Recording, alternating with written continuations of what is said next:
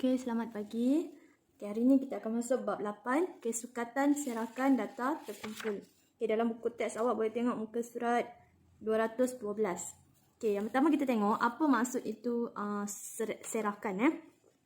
Okay, serakan ni adalah suatu sukatan yang penting dalam statistik. Okay, dia memberi gambaran kepada kita tentang cara nilai-nilai dalam suatu set data ditaburkan. Okay, serakan adalah kecil jika data set mempunyai julat yang kecil. Jadi julat itu maksudnya adalah perbezaan. Jadi lepas tu sukatan serakan suatu data ialah sukatan kuantitatif seperti julat antara kuartil, varian dan sisihan piawai. Kita tengok contoh satu. Jadual menunjukkan jisim dalam kilogram bagi 20 orang. Ini adalah satu data untuk jisim dalam kilogram 20 orang. Soalan pertama, nyatakan beza jisim. Kalau beza jisim adalah nilai jisim yang terbesar tolak yang tertinggi. Jadi daripada data ini kita tengok yang terbesar adalah 79. Jisim yang kecil bila kita tengok adalah 47. Jadi beza jisim adalah awak tolak lah 79 tolak 47. Jadi kita akan dapat 32 kilogram. Seterusnya adalah rajah menunjukkan plot titik bagi panjang dalam sentimeter sampel beberapa jenis serangga. Ini adalah plot titik. Yang ni awak telah belajar masa form 1. Cara jenis-jenis kita nak plotkan graf lah. Antaranya adalah ini adalah cara plot titik. Jadi sekarang soalan dia masih lagi beza. Beza saiz dalam sampel serangga terpanjang dan sampel serangga terkecil.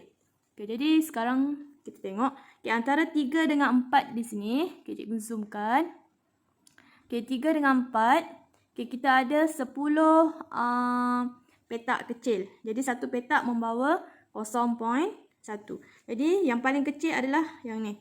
Jadi maksudnya ini adalah 3.1. Yang terpanjang adalah kedudukan di sini. Bila kita bilang petak dia adalah dia yang ke-8. Jadi panjang dia adalah 6.8. Jadi lepas tu kita masuk macam biasalah. Gantikan nilai beza yang panjang tolak yang kecil adalah 3.7 cm. Seterusnya bagaimana anda membanding dan mentafsir serakan 2 atau lebih set data berdasarkan plot batang dan daun dan plot titik. Jadi sekarang kita ada satu data di sini iaitu 36 orang murid dalam suatu ujian prinsip perekonomian. Macam mana ataupun apakah langkah-langkah untuk memplot batang dan daun? Ini kita recall balik awak dah belajar masa form 1. Jadi sekarang berdasarkan data yang tadi, jadi kita buatkan satu jadual. Sebelah batang ini adalah wakil kepada nilai puluh. Untuk daun adalah untuk nilai besar. Pastikan digit daun disusun dari nilai terkecil ke nilai terbesar. Jadi berdasarkan data yang tadi kita tengok adalah nombor 27 yang paling kecil sehingga yang besar adalah 54. Jadi nombor 20 lah. Kita mula. Jadi daripada data tu awak cari mana 20 nilai 20. Nilai 27 lah starting dia. Jadi 27. Lepas tu 29. Itu ikut data seterusnya lah. Sekiranya ada 2 kali macam yang ni. 40. Kita ulang saja 2 kali. Tak kisahlah dia ada 10 kali pun ulang saja. Kekunci dia 2/7 ini bermaksud 27. Jadi untuk tafsiran dia, daripada jadual batang dan daun, kita perhatikan bahawa markah paling kerap muncul adalah dalam julat 40 hingga 49 kalau kita tengok dalam petak ini. Itu adalah salah satu cara untuk kita mentafsir data. Seterusnya adalah macam mana kita nak faham tentang plot titik. Plot titik ni adalah cara statistik yang mengandungi titik-titik yang diplot menggunakan skala seragam. Setiap titik mewakili satu cerapan. Jadi di sini kita ada cerapan kita 20 orang murid dalam kuis biologi. Itu data yang kita ada. Jadi kita nak transferkan data ini ke dalam plot titik. Jadi kita buat satu skala dulu. Berdasarkan data yang ni, kita tengok yang paling kecil adalah 0. Yang paling tinggi adalah 8. Jadi awak boleh buatkan dia punya skala. Bermula pada 0 hingga 8. So kita labelkan dengan skor lah, sebab tadi maklumat kita adalah menunjukkan skor yang diperoleh. Jadi untuk nak labelkan di sini bergantung kepada kesesuaian soalan kita. Jadi kita tengok dalam data ini kosong berulang 2 kali. 1 kali, 2 kali. Jadi pada skor kosong, kita buat 2 titik. Maksudnya ini mewakili cerapan 2 kali. Dan seterusnya. Apa yang boleh kita tafsirkan? Kita boleh tafsirkan. Contoh dia tafsir. Dalam plot titik di atas, cerapan paling tinggi ialah 8. Ini cerapan paling tinggi ialah 8. Maksudnya skor dia 8 lah. Cerapan paling rendah ialah kosong. Paling banyak murid memperoleh skor 7. Kenapa banyak murid memperoleh skor 7? Sebab ada 1, 2, 3, 4. Maksudnya ada 4 pelajar mendapat skor 7. Muka surat 216, kita tengok bagaimana untuk membanding dan mentafsir serakan 2 set data. Berdasarkan plot, batang dan daun. Tadi kita tafsir hanya 1 set data. Ini ada 2 set data. Kita tengok. Sekarang kita ada data markah ujian sejarah. Untuk kelas 4 budi dan dalam ujian bulanan April dan Mei. Dua-dua data ini adalah bagi kelas mana tadi? 4 budi. Jadi di tengah-tengah ini adalah wakil untuk puluh. Di sebelah kanan dan kiri adalah untuk SAR. Sebelah kanan adalah markah untuk ujian Mei. Sebelah kiri adalah markah untuk bulan April. Sama juga langkah macam tadi. Awak kena pasti apa nilai yang paling rendah. Kalau di sini kita tengok nilai yang paling rendah adalah 34. Sebelah April pun nilai yang paling rendah adalah 32. Jadi kita start dengan nilai puluh di sini adalah 3. Lepas tu kita ikutlah nilai dia. 34. Ada lagi tak nilai puluh bagi 3? 38. Ada di sini. Kita letak sini 38. Sama juga lah dengan April. 32. Next 35, 35. Lepas tu 39. Dan sampai akhir sekali. Lengkapkan dia punya nilai. Jadi kita boleh buat kesimpulan di sini.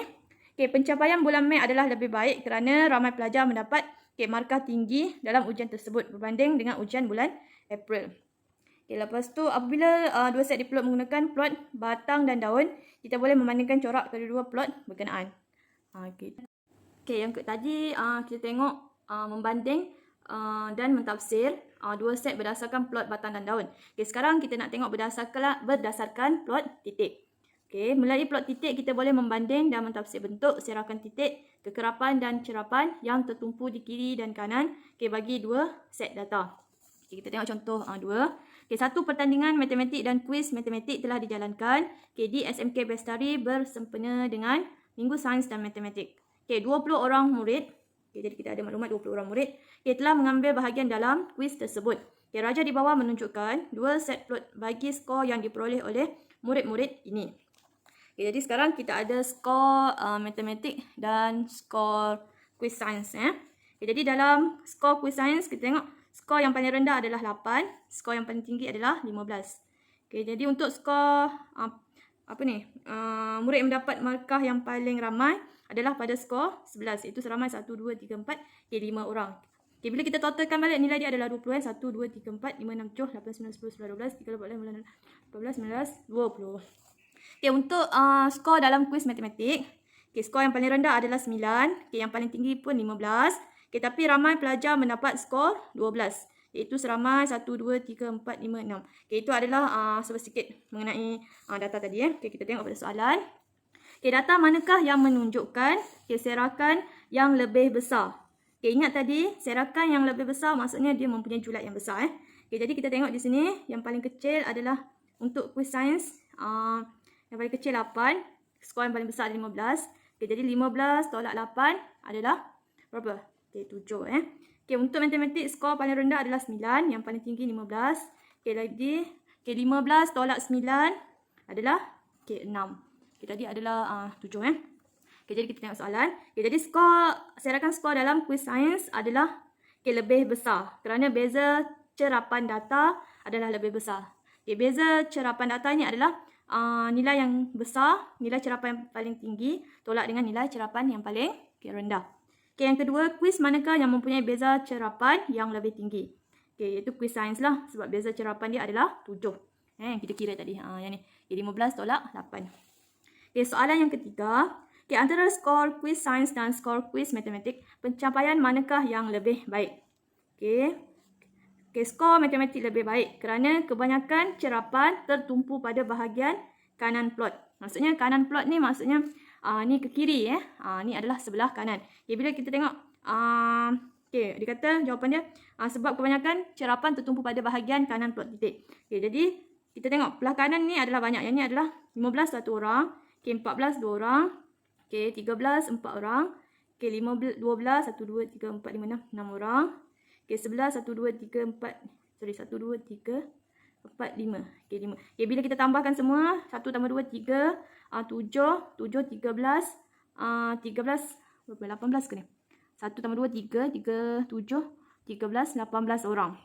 Okay, 18 orang untuk sains matematik lah daripada skor 11 hingga skor 15. Okay, tapi kalau untuk yang sains, okay, 1 1 2 2 tambah 2 4. Okay, 4 tambah 4 8. 8 tambah ni berapa? 1 2 3 4 5. 8 tambah 5 baru 13 orang. Jadi sebab itu skor matematik adalah lebih baik. Okay, itu cara untuk kita menjawab lah berdasarkan plot titik. Sekian, terima kasih.